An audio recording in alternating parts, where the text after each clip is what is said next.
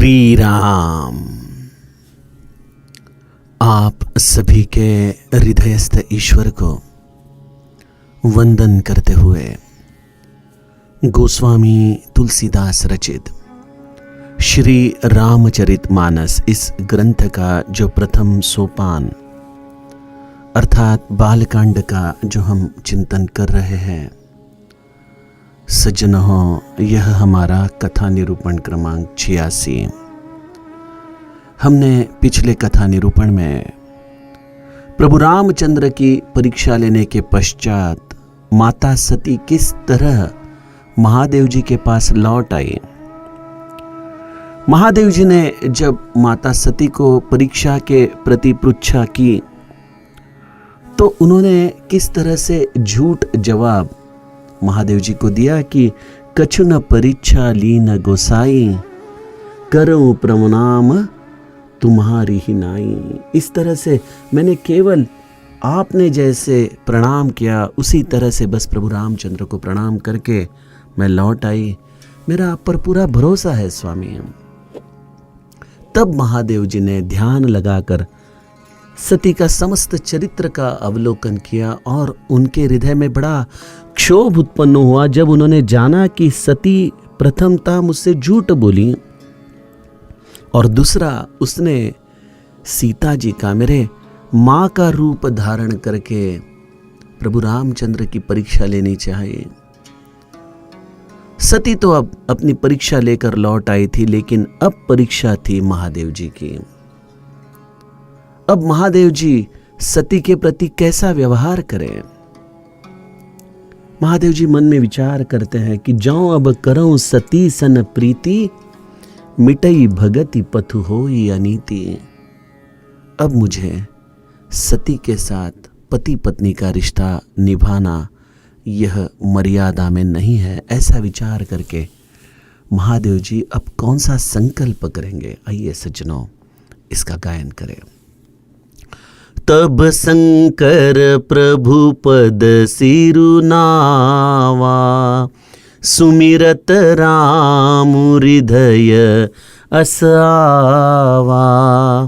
एहि तन सती ही भेट मोहि नाहि, शिव संकल्प कीन्ह मन माहि। अस बिचारी शंकरु मति धीरा, चले भवन सुमिरत रघुबीरा। चलत गगन भई गिरा सुहाई, जय महेश भली भगति दृढ़ाई। असपन तुम बिनु करई को आना, राम भगत समरथ भगवाना। सुनि न भगीरा सती उर सोचा, पूछा शिव ही समेत सकोचा। कीन्ह कवन पन कहु कृपाला, सत्य धाम प्रभु दीन दयाला। यद्यपि सती पूछा बहु भांति, तदपि न कहेहु त्रिपुर आराती। सती हृदय अनुमान किय, सबु जाने सर्वज्ञ। कीन कपटु मैं संभूषण, नारी सहज जड़ अज्ञ। जलुपय सरिस बिकाई, देखहु प्रीति की रीति भली। बिलग होई रसु जाई, कपट खटाई परत पुनी। सियावर रामचंद्र प्रिय हो।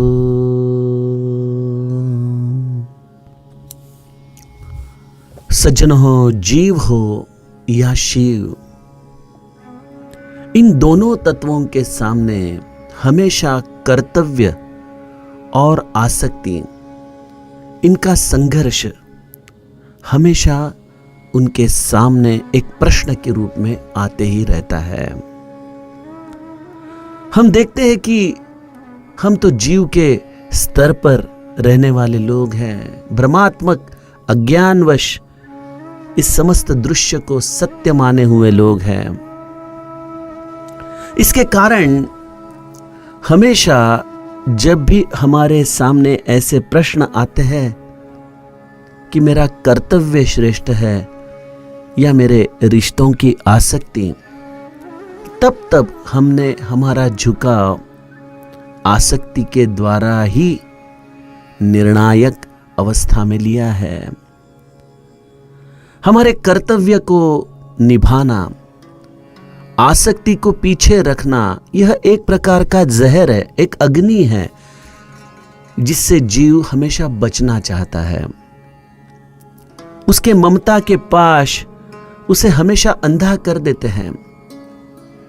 जैसे धृतराष्ट्र को आसक्ति के इस पट्टी द्वारा बिल्कुल अंध कर दिया है। उसके लौकिक रूप से तो आंखें बंद ही है, लेकिन उसके प्रज्ञा चक्षु भी इस आसक्ति के कारण बंद है।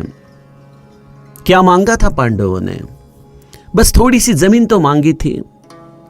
जब बंजार भूमि मिली तो उसमें भी जब उन्होंने बड़े मेहनत से, बुद्धिमानता से जब हरियाली निर्माण की, तो वह भी मत्सर द्वेष कारण कौरव देख नहीं पाए।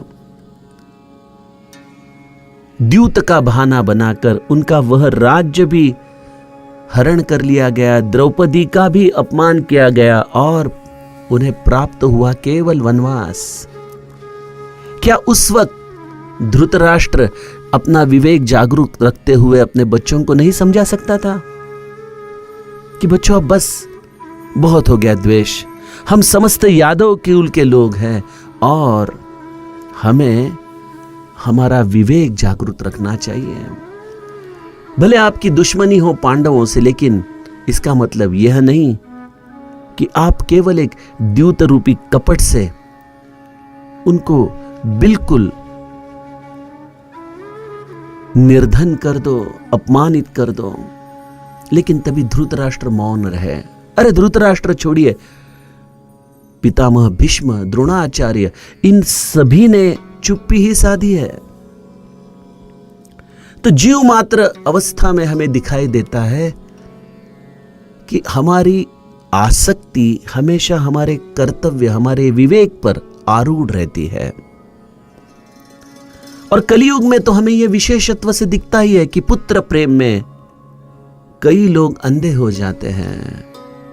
उन्हें समझ नहीं आता कि विवेक हमें किस तरफ इशारा कर रहा है। और इस तरह से जीव हमेशा गलत मार्ग ही चुन लेता है। इस आसक्ति के पट्टी के कारण अंध हो जाता है वो। अब थोड़ी शिव तत्व की चर्चा करें। हम जानते हैं कि महादेव को नीलकंठ यह नाम कैसे प्राप्त हुआ।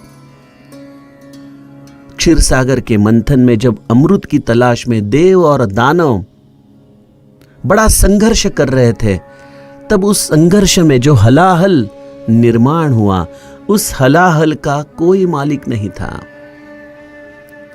और तब विष्णु भगवान ने देवताओं को कहा कि जाओ, शायद महादेवी एकमात्र इसका उपाय है जो इस हलाहल के दाहकता से समस्त ब्रह्मांड को बचाए। और महादेव ने यह हलाहल प्राशन किया, अपने कंठ तक उसे स्थिर रखा और राम नाम के शीतलता के द्वारा अपने स्वयं को भी उसने इस दाह से बचाया। लेकिन इस दाहकता के कारण उसका कंठ जो नील वर्ण का हो गया, उससे उसका नाम नीलकंठ हुआ। यह पुराण की कथा हम जानते हैं। हम यह भी जानते हैं हमारे बुद्धि के स्तर पर कि यह किसी युग में यह कथा हो गई है। पता नहीं इसके कौन साक्षी थे, और यह महादेव का यह जो स्वरूप है, इसकी सत्यता क्या है? यह तो हमारी बुद्धि है, इस कलियुग से भ्रमित हुई, और इसलिए हम हमारे पुराणों पर विश्वास नहीं रख सकते। हमारे इस सुंदर पावन परंपरा पे हम विश्वास नहीं रख सकते। चलो कोई बात नहीं, वह कथा हो या ना हो हमें पता नहीं, लेकिन अब हम जीव स्तर पर विचार करें कि हमारे जीवन में यह आसक्ति और कर्तव्य का संघर्ष तो नित्य चलता है। यह भी हमारे हृदय का मंथन ही तो है, और इस मंथन में हमेशा यही हलाहल निर्माण होता है, और यह हलाहल जीव प्राशन नहीं कर सकता, क्योंकि उतनी उसकी साधना नहीं है, उतना उसका डिटैचमेंट नहीं है। उसने इस दृश्य जग को मिथ्यत्व के रूप से नहीं देखा है।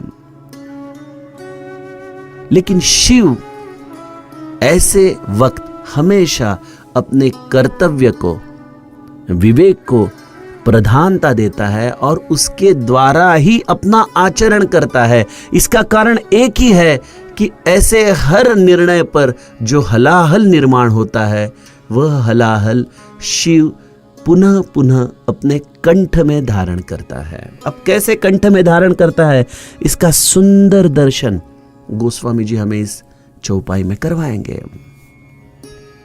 तो अब हमें इस बात पर विश्वास रखना चाहिए कि यह अमृत मंथन केवल कोई पुराण की कहानी नहीं है। यह निरंतर बहने वाली, निरंतर रहने वाली ऐसी सनातन स्थिति है, जीव और शिव के इस संघर्ष की, कर्तव्य और आसक्ति के इस द्वंद्व की। महादेव जी के भी मन में द्वंद्व है। कर्तव्य क्या कहता है? जो अब करऊं सती सन प्रीति, मिटई भगति पथ होई अनीति। अगर मैंने सती के साथ अप्रीति निभाई तो समस्त ज्ञान का जो मैं उद्गम बिंदु हूं, भगवत प्राप्ति के समस्त साधनों का जो मैं आचार्य हूं, इसमें मेरे भक्ति का जो सुगम पंथ है, जिसके द्वारा बहुजन इस स्वरूप दर्शन तक पहुंच सकते हैं, यह समस्त भक्ति का पंथ ही मलिन हो जाएगा। भगवद गीता का वो प्रसिद्ध श्लोक है ना, यद यद आचरति श्रेष्ठस। समाज के जो श्रेष्ठतम लोग हैं, उन्हें अपने आचरण के द्वारा हमेशा ऐसे उदाहरण सामने रखने पड़ते हैं। हम लोग तो उनके उदाहरणों का गुणगान करने में ही श्रेष्ठत्व समझते हैं, लेकिन ऐसे जीवन में जब संघर्ष की बारी आती है तो हम हमेशा उससे विपरीत ही आचरण करते हैं। और भक्ति पंथ मलिन हो, ऐसा आचरण धर्म के जो सो कॉल्ड आचार्य है, जो तथाकथित है, उनके द्वारा बड़ा बहुजनों में अविश्वास इस भक्ति पंथ के बारे में निर्माण हुआ है। हमने इस 21-22वीं शताब्दी में ही देख रहे हैं कि इस कलयुग में ऐसे कई संत हो रहे हैं कि जिनके द्वारा काला पैसा, भ्रष्टाचार, स्त्री सुख, अमर्याद भोग, ऐसे कई गुनाह उनके द्वारा कारण अकारणवश हो रहे हैं। कभी जान अनजान वह इस कुकर्म के शिकार हो बैठते हैं। वह तो अपने कर्म का फल भुगतते ही है, लेकिन उससे बड़ा सदमा उनके अनुयायियों को हो जाता है, क्योंकि उनमें से कई लोगों की श्रद्धा बिल्कुल इस मार्ग से उड़ ही जाती है। वह अब किसी पर विश्वास नहीं रख सकते। इसलिए बहुत बड़ा उत्तरदायित्व है। आप समाज में किसी भी स्तर में काम करते हो, लेकिन अगर आप उसके ऊर्ध्वयु हो, अगर आप उसके प्रमुख हो, तो आपको हमेशा अपने अनुयायियों के सामने एक आदर्श इस रूप में स्वयं के आचरण को रखना होगा। समर्थ मनोबोध में कहते हैं, सदा बोलण्या सारी खे चालता है, जो नित्य जिस तरह से संवाद करता है बस उसी तरह से अपना बर्ताव रखता है। जगत गुरु तुकाराम महाराज कहते हैं, बोले तैसा चाले त्याची वंदावी पाऊले। जो जैसी बात करता है और उसी तरह से आचरण करता है वही संत है, उसके ही चरणों में वंदन करना चाहिए। तो सज्जनों, जीव शायद बात बहुत अच्छी करे, प्रभावित करे समाज को, लेकिन आचरण के वक्त अगर वह अपने इन तत्वों पर स्थिर न हो पाए तो वह दांभिकता है। यही जीव का आचरण उसे भगवत विन्मुख कर देता है। लेकिन जीव अगर साधना के बल, गुरु कृपा से इस संघर्ष में हमेशा नीति के मार्ग पर चले और आने वाले हर आसक्ति के हलाहल को प्राशन करने के लिए तैयार हो जाए, तो वह जीव ही शिव हो जाता है। गोस्वामी जी कहते हैं कि महादेव के सामने इस तराजू के एक परडे में धर्म का आचरण था। अब मैं सती के साथ प्रीति नहीं कर सकता, और उसी वक्त उसके आसक्ति के द्वारा, उसके प्रीति के द्वारा मन में द्वंद्व चल रहा है। परम पुनीत न जाई तजी किए प्रेम बड़ पापो। लेकिन मेरी सती तो परम पवित्र है। देखो, सती माता तो परम पवित्र है, उसमें कोई संदेह नहीं है। यह तो हरि इच्छा भावी बलवाना, यह तो हमने कल देखा कि हरि का कोई संकल्प था, कुछ उससे हमें संदेश वो देना चाहता था। इसलिए हम आगे जाके जैसे नारद मोह प्रसंग में देवर्षि नारद की भी कथा सुनेंगे, उसी तरह माता सती भी भगवान के द्वारा चुनी हुई एक सत्पात्र ऐसी जगदम्बा थी, जिसने गुरु के चरणों में संदेह होने के बाद किस तरह से जीव की अधोगति हो सकती है, इसके लिए अपने स्वयं को चुना है। तो माता सती तो परम पवित्र थी, उसमें कोई शक नहीं। लेकिन अगर जीव के द्वारा कभी ऐसे निर्णय लेने की कोशिश करते हैं, तो हमेशा जीव जिस पर अपनी प्रीति है, जिसके लिए हमें यह निर्णय लेना है, उसके अनंत अपराध होने के बावजूद भी उन अपराधों के प्रति वह कभी कठोर नहीं हो सकता। वह तो केवल ये मेरा बच्चा है, ये मेरा भाई है, ये मेरे पिताजी है, ये मेरा मित्र है, इसी रिश्ते के द्वारा उसके अनंत अवगुण होने के बावजूद भी उसे परम पवित्र सिद्ध करने की कोशिश में रहते हैं। मुझे याद है बचपन में माँ एक कहानी बताया करती थी कि एक लड़का बचपन से चोरी करता था और बड़ी होशियारी से वह चोरी छिपा के रखता था, और फिर कौतुक से माँ को आके दिखाता था कि देख माँ, मैंने आज ये क्या लाया, और मेरे दोस्त को समझा भी नहीं। और माँ हंस जाती थी, कहती थी कि मेरा बेटा कितना होशियार है तू। ऐसा करते करते वह लड़का बड़ा हो गया और उसकी यह आदत ही उसका जीवन बन गई। एक बड़े चोर के केस में उसे गिरफ्तार किया गया और उसमें कत्ल भी हुए थे, तो उसे फांसी की शिक्षा भी होने वाली थी। तब फांसी के पहले उसकी माँ उसे मिलने के लिए आई। उसके आंखों में आंसू थे। बोले, बेटा ये कैसे हो गया? तो बच्चे ने अपने माँ को बहुत कोसा और कहा कि अगर उस दिन स्कूल से आने के बाद जब मैंने मेरी पहली चोरी तुझे दिखाई थी माँ, अगर उसी दिन तू मुझे डांटती, मेरे कान पकड़ती और मुझे उस आदत से बाहर निकालती, तो शायद यह दिन नहीं आता। हमें अगर इस हलाहल को प्राशन करना है तो पहले क्या सही है क्या झूठ है इसका हृदय में निर्णय करना चाहिए। लेकिन हम निर्णय नहीं कर पाते, हमारा धृतराष्ट्र हो जाता है ऐसी अवस्था में।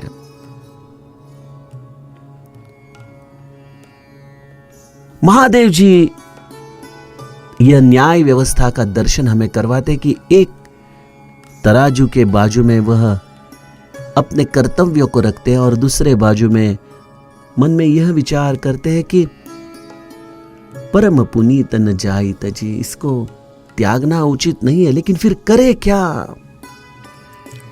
और तब कर्तव्य का पलड़ा भारी हो जाता है और महादेव जी यह हलाहल प्राशन कर लेते हैं कि बस,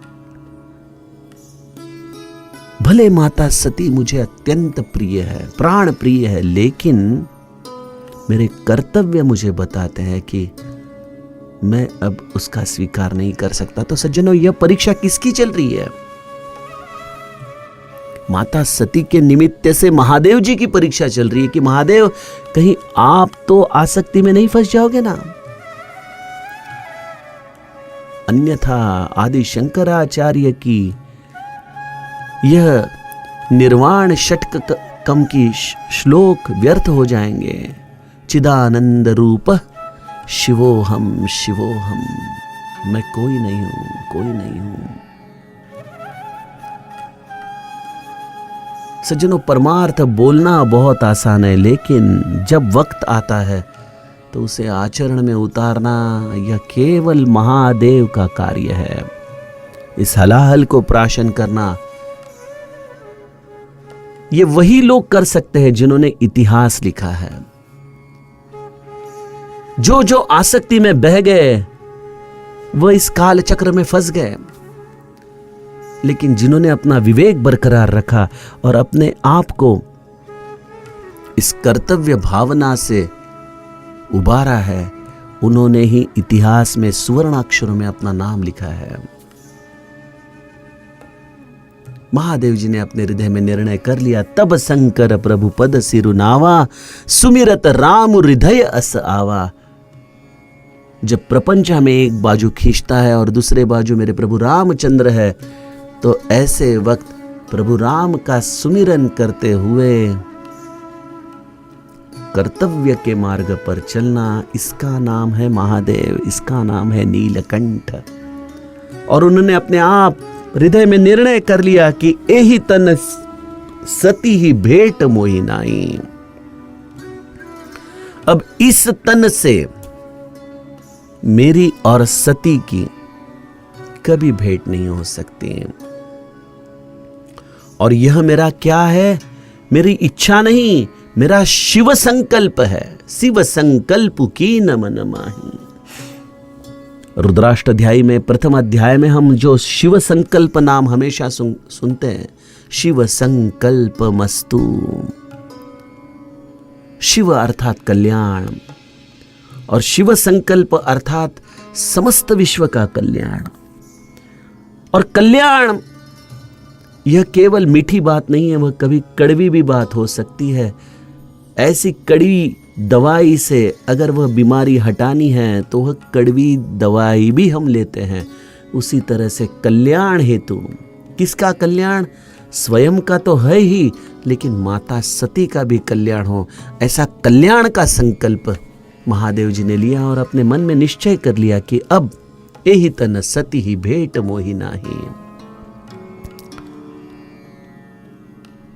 और महादेव ने यह संकल्प कर लिया, अस विचारी संकरु मति धीरा, चले भवन सुमिरत रघुबीरा।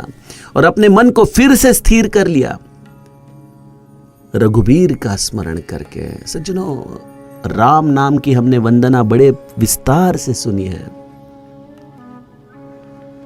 यह राम नाम हमारे इस वृत्ति को जब जब हम कर्तव्य के प्रति नतमस्तक हो जाते हैं, समर्पित हो जाते हैं, तो हमारी चित्त प्रवृत्तियां हमें हमेशा अंदर से आसक्ति के पाशों में खींचना चाहती है। एक बार शिव संकल्प कर लिया, निर्णय ले लिया कर्तव्य पथ पर चलने का, अब कितने भी प्रलोभन आए, कितने भी यह माया प्रलोभन दिखाए हृदय में, लेकिन मैं क्या करूं? चले भवन सुमिरत रघुबीरा। मैं अपने आप को अब श्री राम के स्मरण में स्थिर कर दूंगा, तभी जाके मेरी मति स्थिर हो सकती है। गोस्वामी जी कहते हैं कि जैसे ही महादेव ने इस तरह से अपने आप को संभाला, अपने हृदय का इस शिव तत्व उन्होंने प्रभु रामचंद्र के इस परीक्षा में सफलतापूर्वक धारण किया, तो वहां से आकाश में से एक सुंदर वाणी प्रकट होती है, चलत गगन भई गिरा सुहाई, जय महेश भली भगति दृढ़ाई। हे महेश, आप धन्य हो, आपका विजय हो। आपने यह जो निर्णय लिया है, यह निर्णय के द्वारा आपने भक्ति मार्ग की दृढ़ता बढ़ाई है, उसे पुनर्स्थापित किया है, इस मार्ग को निष्कलंक रखा है। लेकिन ऐसा करते वक्त आपने जो समर्पण किया है, आपने जो त्याग किया है, ऐसी प्रतिज्ञा कोई जीव तत्व नहीं कर सकता। यह हलाहल केवल महादेव ही प्राशन कर सकता है।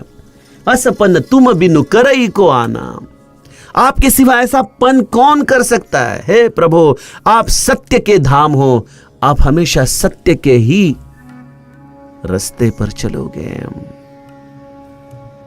आप सत्य के धाम भी हो और हां, आप दीन दयाल भी हो। अब देखिए, महादेव जी सत्य के रास्ते पे चलते हुए दीन दयाल कैसे हैं। मैंने आपको जो पहले नीलकंठ की कहानी सुनाई कि महादेव जी इस जहर को अपने कंठ में धारण करते हैं। कंठ अर्थात ना वह वमन होता है, ना वह शब्दों के द्वारा व्यक्त होता है, और ना ही वह चित्त में जाता है, बस वो कंठ में ही धारण करके रखा है।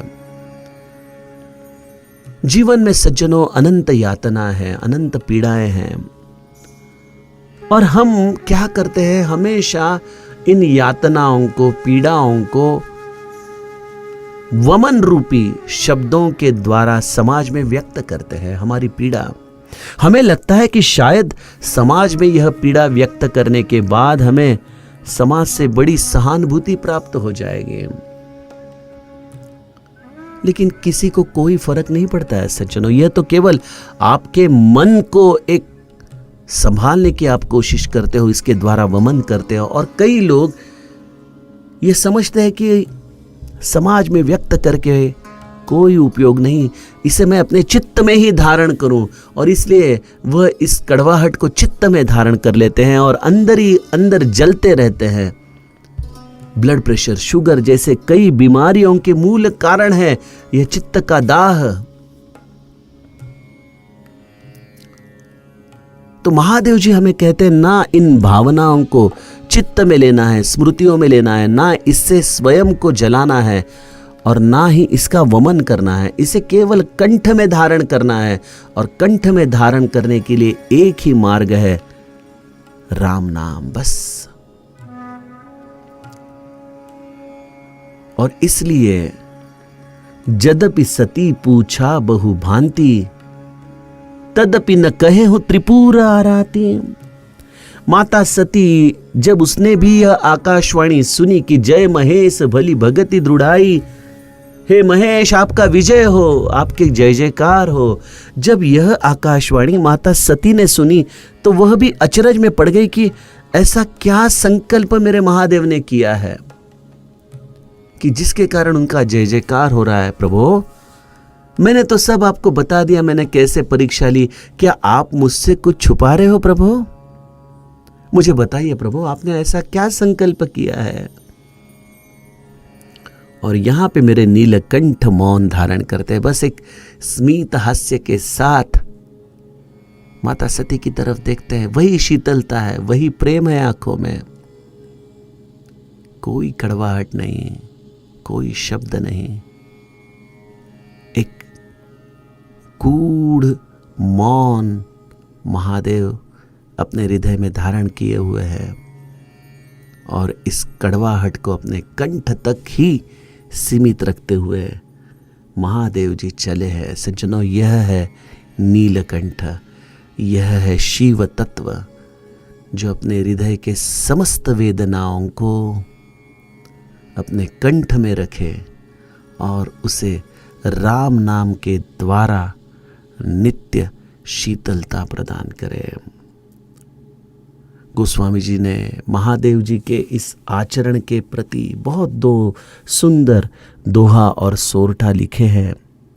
आज वक्त की मर्यादा देखते हुए हम कल आगे का गायन करते वक्त इन दो बचे हुए दोहा और सोरठा का चिंतन देखेंगे। जानकी जीवन स्मरण। जय जय राम।